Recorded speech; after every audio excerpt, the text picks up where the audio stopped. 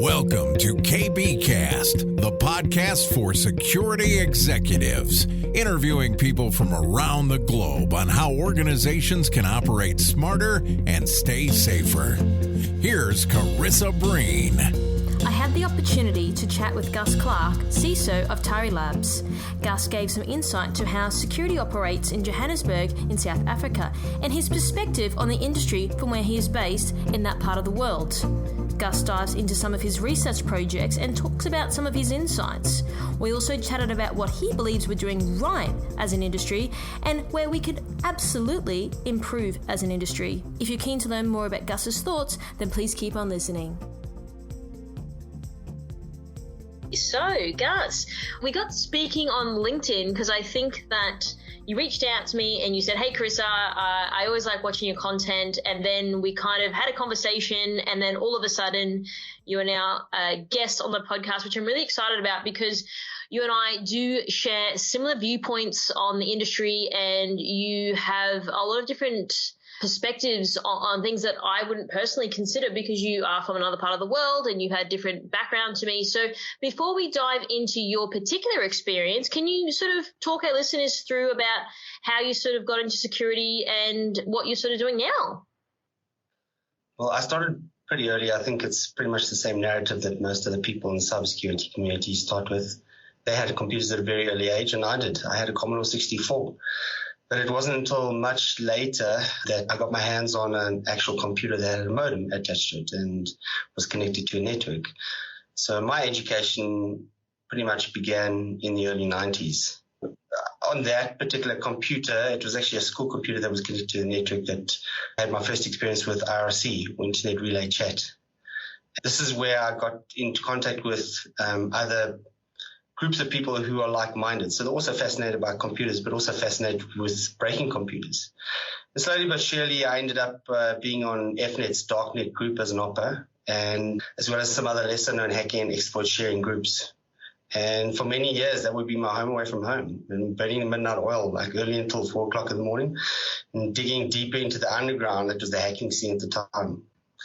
But that thirst for knowledge stayed with me and also got me into trouble at some point. And as part of my education, I'd hacked a local ISP and made the mistake of showing a friend what I'd done, ego. And he went and sold me out to the CEO, who later contracted me back in to help with his security. And that essentially was my first job in security, and I realized I could make money from it. And I was still a teenager at the time. There really wasn't anyone around in those days offering security services like that. So word got around, and not long after that, I got offered a job at a government agency. And I was there for 3 years, moved on, and eventually working directly for government as a provincial head of security. I was there for quite a long period of time, following which I was headhunted for PricewaterhouseCoopers and spent a few years there building up their red teaming and / pen testing capability. Then I got a great opportunity to head up security for Africa's first ever digital bank, which ironically was owned by Commonwealth Bank of Australia at the time. Mm-hmm. It was challenging because I had to build up and bake in security from scratch, but luckily I had the most amazing and supportive team from CBA. And we managed to pull it off in record time and launch the bank eventually. After the bank launched, I needed something else to push my capabilities, but with something with a little bit less stress than building a bank. And I came across Tari not long after that, and I really connected with the ethos of the company and the team. And it's been my home since, and so far been an incredible experience, and I'm thrilled to be part of the journey. You, when you're at Time, I'm pretty sure I was at CBA at the same time. I think that's what we spoke about originally when we started talking. Is that right? That's right. Yes. Yeah, I remember them talking about the acquisition with Time Bank. I do remember that, but that probably would have been around 2015. Well, I actually got a list of the penetration testers because CBA was still doing pen testing for Time before it was actually called Time Bank, because it was renamed at a later stage. And then through CBA's advice, we decided to outsource to a local team here. Unbeknownst to me, that was part of CBA's plan. They were slowly but surely backing away to sell off their offshore assets, of which Time Bank was one of them. So there was a method in their madness eventually. But there was a bunch of people that I actually managed to reach out to, red teams and pen testers out of the cybersecurity team at CBA, large team. Yeah, right. Wow, that's such a small world, but not so small world. And I think that leads me to my next point that I'd like to talk to you about. Can you sort of give a little bit of a high-level overview and lay of the land on what's sort of the viewpoint that you guys share over in South Africa? And if you can provide a little bit of insight, I think people are genuinely curious. I don't think I've actually had anyone on the podcast from South Africa at all. So I'm really keen for our listeners to understand like how it goes over there. Right, so I don't think we siloed as much as the rest of the world thinks. We definitely do have some really, really experienced and formidable leaders in the cybersecurity space. And there are regular speakers at the top conferences in the world when it comes to cybersecurity. So there are some really good brands that come out of South Africa. That being said, we're pretty much on par, I think, with the rest of the world. I do feel that we do have different threats that we face compared to other countries. I think there's a psychosocial aspect to that as well, based on the culture and the communities within South Africa. But the cybersecurity community itself is actually, over the years, has definitely matured. If I can make the example of when COVID hit our shores, the cyber community really rallied together, and we set up a support structure to assist any medical institutions that may get hit with cyber attacks. To that point, I'm only aware of one such attack on a hospital group that's been made public. But for the most part, I suspect companies are actually not reporting cyber breaches to the regulator for fear of negative press or reputational damage. And so when you talk about the threats in terms of it's a little bit different, can you sort of describe what some of those are? One of the biggest ones that we're dealing with is business email compromise, and through that is ransomware attacks. The second biggest one would be attacks on the mobile banking platforms. Okay, and I know from our discussions as well that you do a lot of research, so I'm really keen if you could share some of your insights around some of the topics that you've perhaps researched recently. Sure. I've been doing some research for a good number of years, but I've only just recently started sharing my research, and the last one ended up being a little bit controversial. To give a little bit of background, I live in obviously one of the most unsafe countries in the world, third highest crime rate in the world, if I'm not mistaken. And as such, we have quite a few parents here who provide the children with tracking watches or GPS watches and tracking devices. And I considered it for my kids, but naturally decided to take them apart first. So what I did was I bought a number of them and took them apart. And what I found out is that they pretty much all contained similar, if not the same, chipset. And each of these chipsets, they could also all be controlled remotely with SMS commands, which allowed the remote user to call the device silently, wipe the phone book, change numbers, turn on Wi-Fi, switch the GPS on or off, or even the device off. This was obviously quite scary, so I dug a bit deeper. My main goal was to intercept the GPS coordinates and manipulate these. And initially, I thought this was improbable because the GPS protocol that was being used was encrypted. But later I found a workaround for this and wrote a little microservice to intercept the coordinates, and Bob's your uncle, I was managed to do it.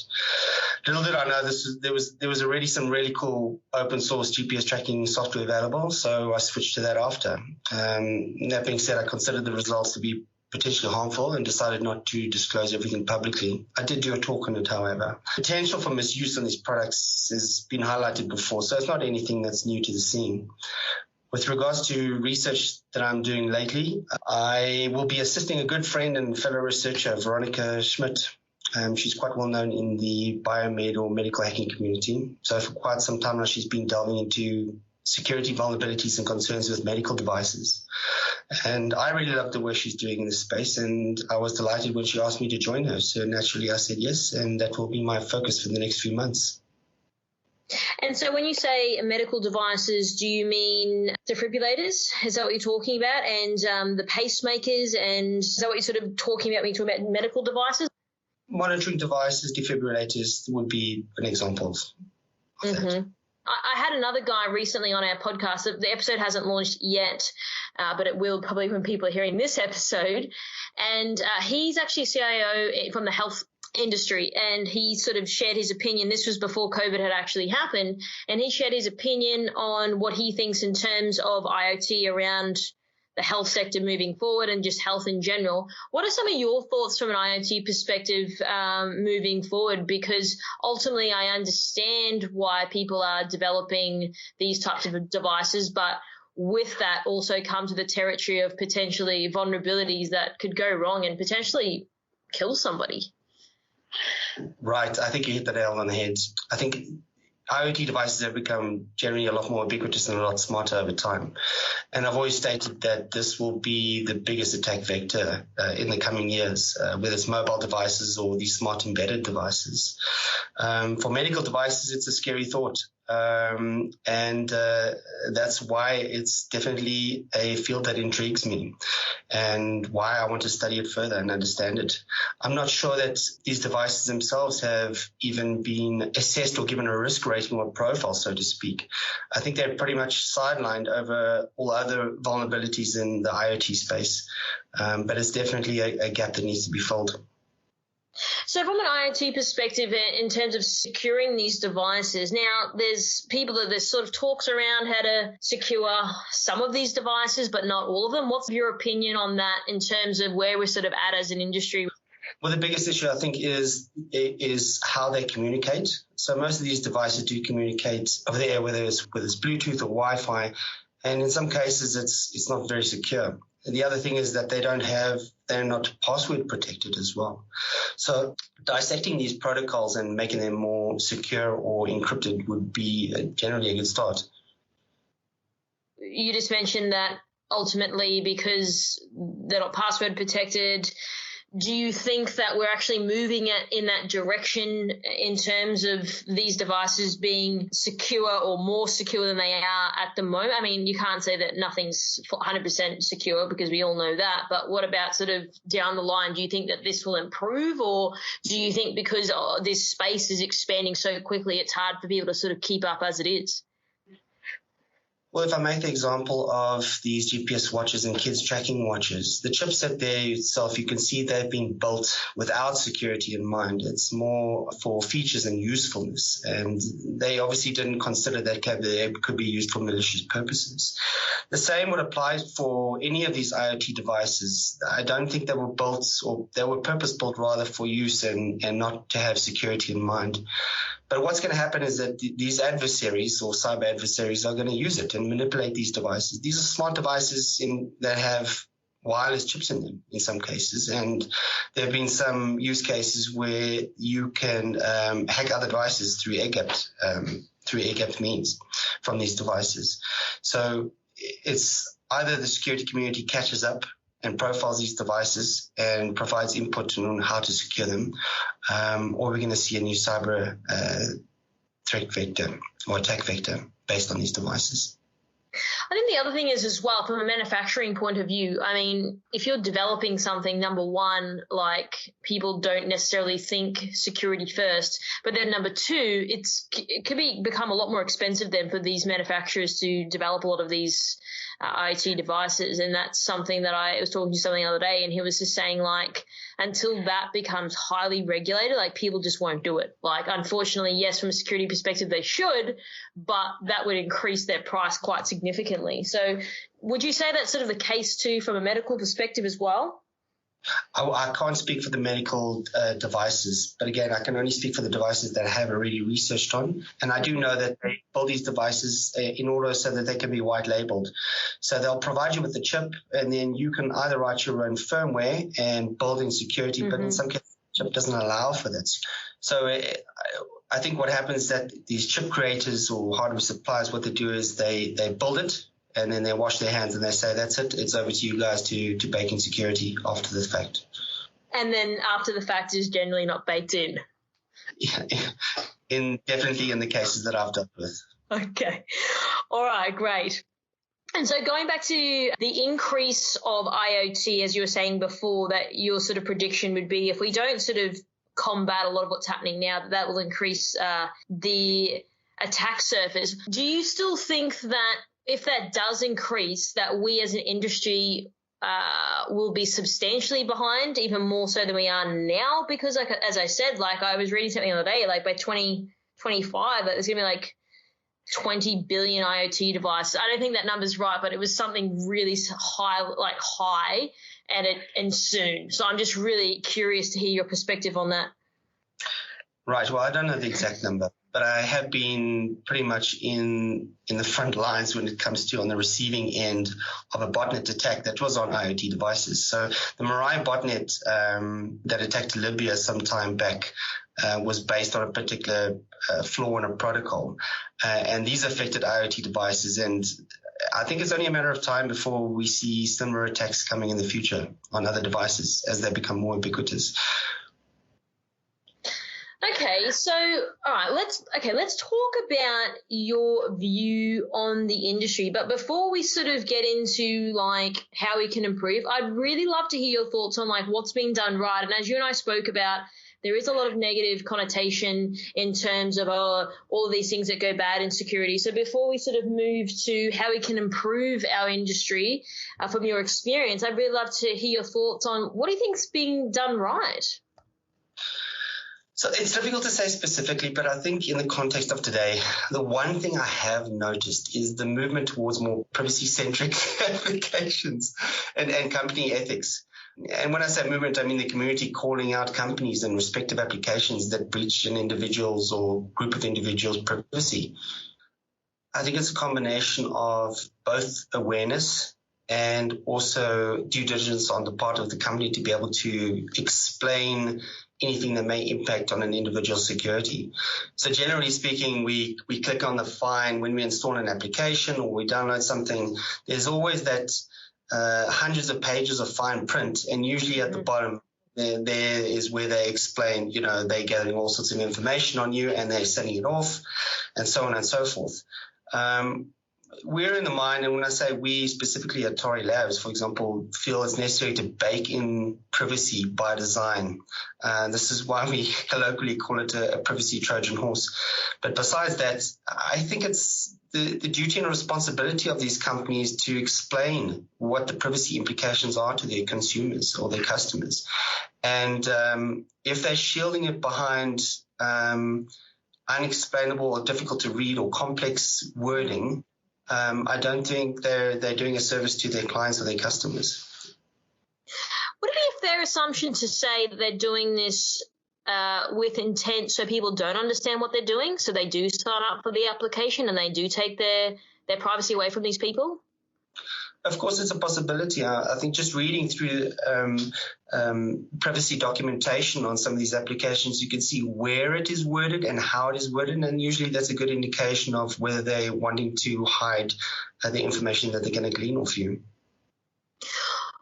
Would you say then, in terms of moving forward, organizations, I mean, you touched on it a little bit before, but I want to go a little deeper on this in terms of what about integrity? So if it's like, okay, I'm a company, I'm obviously holding sensitive information, I'm going to do something with it, I'm going to declare that in a way that it's pretty obvious that that's what we're doing as a company. Because as you said, that things are written in a way that doesn't quite make sense, it's very convoluted, and it's hard to sort of really ascertain what all that means unless you're, of course, a privacy professional, you're a lawyer.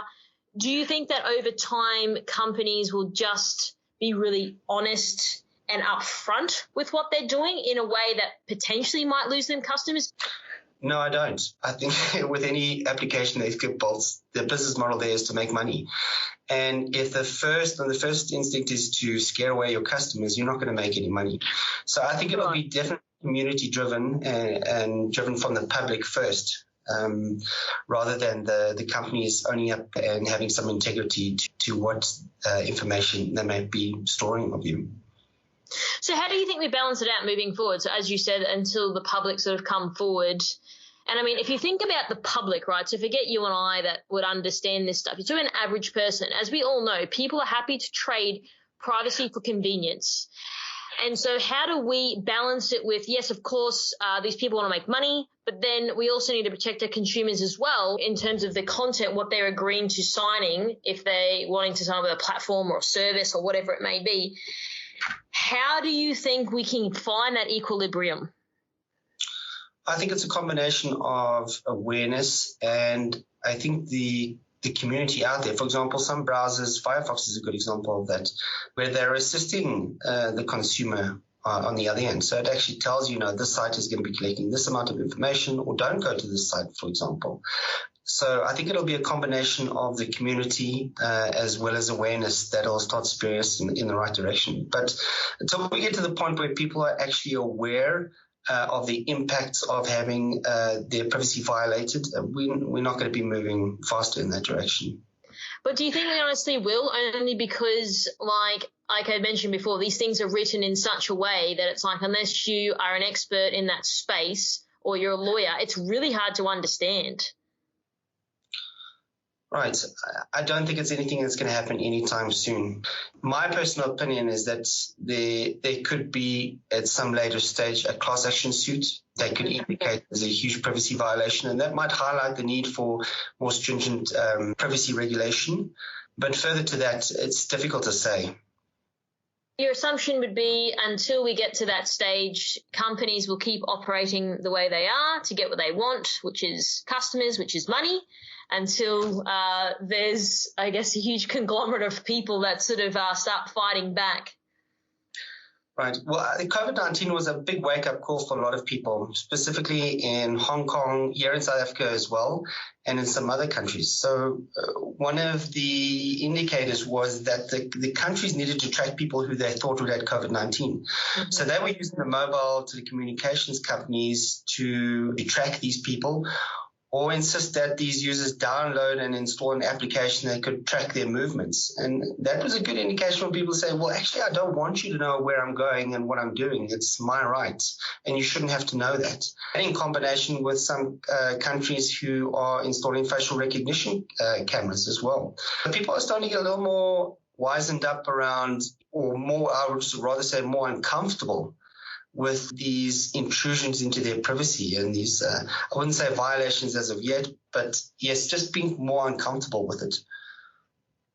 Yes, you are right when you say that. I'm just concerned that because of COVID-19, for example, it was kind of like it was the only thing that people were focusing on, so maybe that paid more attention. But once this pandemic thing dissipates, which it will dissipate, do you think that people will sort of just go about their business the way they were before this happened? Because it's kind of like, well, COVID was a big sort of boulder in the way for people moving forward. So maybe that focus and channel their sort of attention on, well, what is this app all about? But then I'm worried then that because this whole thing goes away, people won't sort of pay much as attention. I hope not, but I'm just thinking purely from a consumer perspective. Right. I think a history tells a good story about that. Security through obscurity as well. I think what we'll find is that there might be a bit of legislation that's written in during this process, but when people move back to normal life, of course, it's a huge distraction away from what the original concern was, which was a privacy violation. Mm-hmm. So I do governments may use this as a good opportunity to write in some legislation that provides them with more ability to intrude in people's lives. But for the general person, I think at the end of the day is that they'll just be more happy to be able to go out to the beach again and to pubs and have a drink with their friends. That's sort of what I was saying. Like, maybe it's just because it was the only thing that they could focus on that they're like, well, what does this mean? But yeah, like when the beaches and pubs and stuff start opening up, like people are like, oh yeah, what COVID up? No one cares anymore. So yeah, I'm just purely thinking in the mind of a consumer. But let's sort of talk about, you and I have spoken about this, and I'd like you to get into details about this and talk more freely about what do you think could be improved in the industry? Well, the first thing I've got to call out is definitely the shilling of security products using FUD, or fear, uncertainty, and doubt, as the driving motivation. Unfortunately, that continues. It's very discouraging to see, and since COVID-19, there's been a huge marked escalation in this, and presumably because there's a need to reach sales targets. So my inbox gets filled on a daily basis and almost doubles as days pass. But that aside, there's still a gap when it comes to protecting the consumer or the employee rather than the company. So if I can separate the two, what I have seen is there's been a marked increase, almost 100%, in fact, when it comes to mobile banking fraud. So there's been a lack of a shift from protecting the company rather than the consumer. I agree with you. I saw an uptake myself in terms of people not even having anything to do with COVID and then just making it about COVID. I was interviewed on a podcast. I said it was tasteless and tactless unless you're actually providing a service like moving staff from an office to home and setting up their home offices. Like, you can't base everything off then COVID and trying to make it about COVID and then trying to push your services. So I completely agree. In terms of moving forward with companies and getting awareness about their products. Now, there actually are a lot of good products out there that you and I have talked about anyway, but how would you as an individual, how would you like to go and get information? Because I say the similar things to you. Like, I go and tell people like, hey, your fear mongering and your scaring of people is a really bad way to go about selling your products and services. It comes back to that integrity thing then again as well. Like, if you don't buy our product, like, you're going to get hacked and stuff like that. There's a lot of that sort of talk going on in the market, which I completely disagree with. And much to your point, people are being bombarded and they feel inundated by people's sales pitches. But what would be an alternative way that you could see moving forward for people to get synthesized information about products and services that are out there that actually do solve some of the problems that people have? Well, first and foremost, it's about the message and how that message is articulated. When you're essentially just taking a whole product sheet and copying and pasting it and putting it into somebody's inbox, that's a massive deterrent initially. You've got to have Yes. And create a relationship with the person on the other end. You can't just click on, connect, add, and then here are my products. Would you like to buy them? Also, there's a huge increase in cyber attacks. And work from home is dangerous and so on and so forth. We get that. We understand it. A lot of people on the receiving ends are in positions where they have to retrench people, and there's a massive amount of job losses that are happening as a result of COVID-19. Now, if you're not going to be able to connect on an emotional level to that person who's actually retrenching those people, who's in that position, there's no way that you can be able to sell your product. So going back to that, I'm thinking that the way that you articulate your message is the most important thing when selling a product. Understand also that not all products are suited to the individual that you're trying to sell them to. So maybe do some due diligence and understand what their company is and how they operate. I'm not going to need a huge, gigantic firewall, or I'm not going to need a huge IPS in place, So maybe target your potential customers a little bit smarter. Okay, so that concerns me before that people are just copying and pasting from their product presentation into an email and sending it off. Like, that alone concerns me and scares me. Do you think it's just laziness? Like, why do you think people are doing that? Because, I mean, if I was in that position, I would have the same approach as you. Do due diligence, find out a little bit more about the person, try to build a relationship. So to me, it seems obvious, but clearly it's not, because you're not the only one saying. I've got another CISO friend over in the US, and he goes really full on about people approaching him and just the way that they approach him. And I think more people need to call these types of people out, because I think it does a disservice to our industry. Well, you were a pen tester, so you understand the concept of spray and pray, right?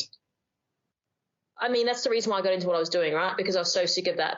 And that's why I wanted to help people change their messaging when it came to how they sell their products and services, because I was so over everyone doing the same type of approach and the same old thing.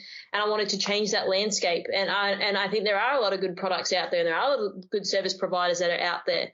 But again, I feel people are afraid to do something different, and I wanted to bring modernity to the industry and do it in a way that you're not being invasive towards people and not flooding their inbox and being very sort of aggressive with their approach. And so to me, that's why I got into what I was doing, because I could see that there was a massive gap in the industry, and I believe that I could help people with these problems, because I'm the same as you. Like, I look at it and I feel embarrassed sometimes the way people operate, like online, or how they approach things, how they talk to people. It's really not on.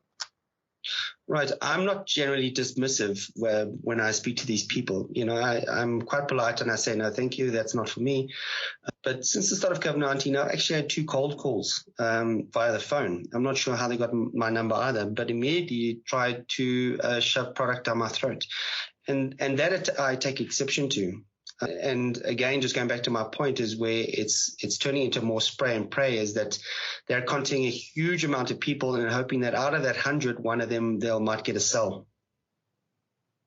Yeah, I know. And I really hope that starts to change now, in particular because of COVID-19. People can't go and see people face to face. So I think they've just got to have an easier way of getting in front of people. And it's definitely not finding people's numbers randomly and calling them up and doing that. So I hope that people listening can, if they are doing that, they should stop doing that and take a more sophisticated approach.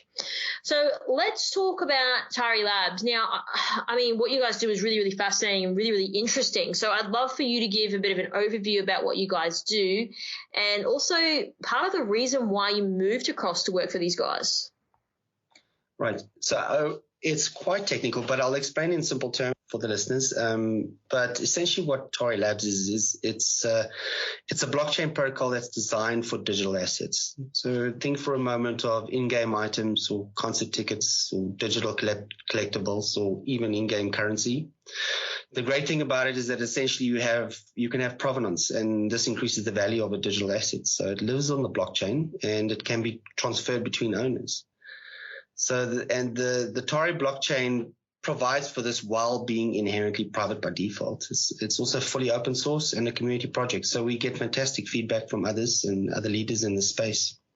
How I became part of the team? Well, when I met with the founders of Tari, I knew instantly they had the right drive and aspirations. And for me, when joining a company, it's incredibly important that you agree with the values and ethos of that company. And Tari certainly embodies that culture, and they put a lot of effort into finding individuals who are like-minded. We care about what we're building, and we care about the community it's meant for. Oh, I totally agree with you. And I think that if I were to ever go back and work for anyone, which I probably won't, that would be a big driver. And I think that when people have the same sort of goals and vision and they've got this drive about making change, I would say, I think to me it's a really important factor as to why I would go work for someone as well. So I really appreciate that. But let's talk about, lastly, let's talk about where do you believe as an industry we need to be, and why do you believe we're operating, I'd say, independently, like independent silos rather than together? Right. So this is something that's very prominent here in South Africa, or has been for quite some time. There's still a fair amount of ego in the cybersecurity community, and dare I say professional jealousy as well. You can tell by reading up on some very public spats on Twitter that I've seen recently. So I can understand there can be disagreements, but it's also our duty as professionals in the space to maintain some sort of decorum or professionalism. Here in South Africa, we've again, historically had an issue with splinter groups of cyber professionals operating in silo. But to be honest, I'm glad to say that over the last year, they've started to come together. And we've seen this in events and in community initiatives. So I do have some hope for the future. I do see a positive change. When you say see a positive change, can you define what positive looks like? Right. These splinter groups wouldn't even be talking to each other in the past. It would be more about dissing each other than working together and finding a common goal. And that common goal is essentially the community or the recipients or customers or clients. And COVID-19 was a good example of that, where we all banded together, irrelevant of where we come from or what institution or what company that we work for, and put our names in the hat and said, look, let's work together to help any potential companies that may be impacted by COVID-19 or may be affected from a result of a cyber breach. Do you think moving forward, as we mentioned before, like once COVID dissipates, do you think that you guys as an industry will still operate like that, or do you think people will sort of go back in their ways again? I think it will go back to it. What will happen, or what I envisage happening, is that there will be new boutique cybersecurity companies that will be isolated from the new friendships that have been created from the old battling boutique companies. So what will happen again is this dichotomy or this separation between the new and the old. And that's what I envisage happening. So, Gus, I've really appreciated your time today. I learned a lot myself personally, just about your experience and your thoughts on the industry. If people are keen to perhaps ask you a question that I didn't already ask you, how can they go about doing that? They can contact me via LinkedIn, or they can contact me on Twitter. So my Twitter handle is CryptoGinge. So it's CRYPT0 GINGE, because I am a ginger. Alternatively, they can catch me on the Atari Labs Telegram channel. Awesome. Okay. Well, again, I really appreciate your time, and thanks for coming on the show. Thank you for having me.